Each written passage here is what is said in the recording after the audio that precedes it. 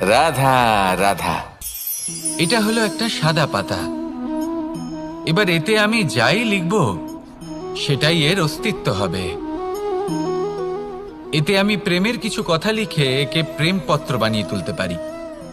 মাতা পিতার জন্য একটা শুভ সংবাদ লিখতে পারি।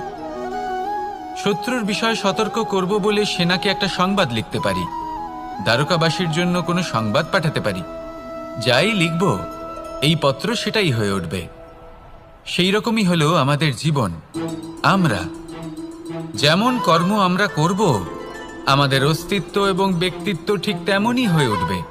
যদি আপনি একটা অসাধারণ, উজ্জ্বল এবং সম্মানজনক জীবনযাপন করতে চান, তাহলে তার একটা রহস্য আপনাকে বলি। যেমন কথন হবে, কর্ম তেমন হবে। অর্থাৎ যতটুকু বলেছেন ততটুকুই করুন, আর যতটুকু করেছেন